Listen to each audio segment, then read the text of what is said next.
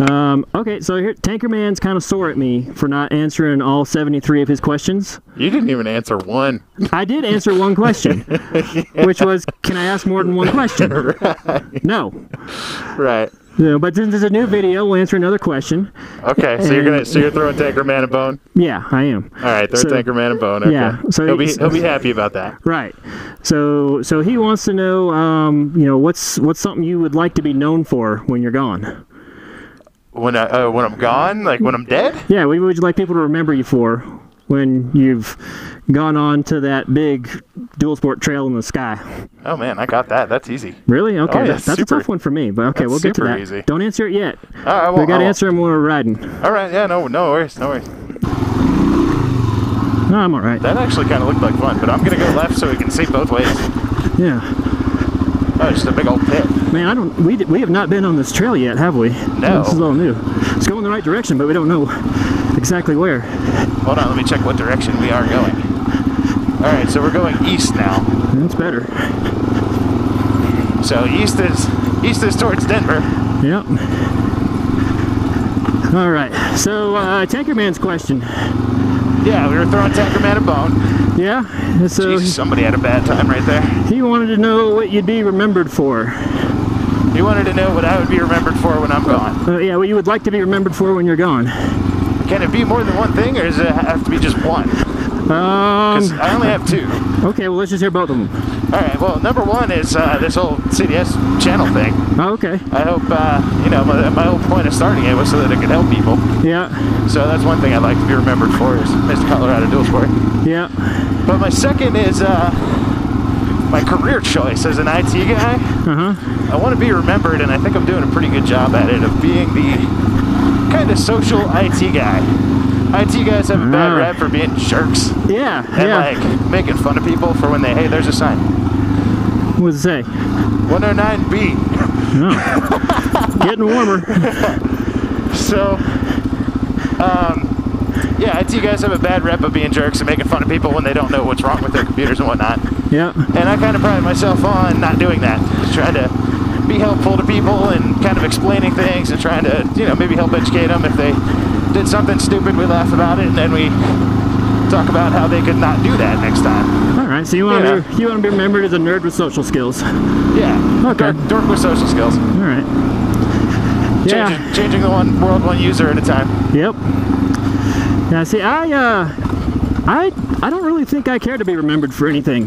You don't want to be remembered for anything. Not really. No. What do I care? I'll be dead. What good would it do me? Well, tough schnoogies, because you're going to be remembered as Hermit by me. Yeah. All right. I'll take that then. I want to be remembered as Hermit by CDS. How many people can say that they just like randomly met a hermit on a dirt bike and then, you know, became friends with them and rode with them all the time? Yeah, you know, to become friends with a hermit, you got to have some mad social skills. Right. Yeah.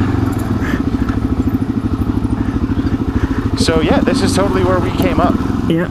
Did we just miss that weird spot where you went one way and I went the other and just didn't recognize it? I don't know. Because this is 105 going back towards home. Yeah, well, let's get back towards home, but we got some unfinished business back on these trails. We do. We gotta come back here soon. Yes, we do. Yeah. There was mad single track up there. Yeah, there was. Why am I not shifting? Because I suck. Okay. All right, so those are the things we want to be remembered by. I think. Did you have one or two more? Well, first there's a thing about Tankerman's questions. He asked a whole bunch of questions. Yeah. The first time around. Right. And I think he got a little sore at me because I didn't answer all of them. I just answered the one. Right. Well, I mean, you said you were just going to answer one question. Right. Yeah. So. Yeah. So technically, you went by the rules, so you can be all the sore he wants to be. Yeah. But you know, Tankerman's a cool dude, so we thought we'd throw him a bone, right? Yeah. Yeah. But you know, like a lot of his questions were like, "Where's some place you'd like to go before you die?" And like, "What's something that you'd really like to do before you die?" Yeah.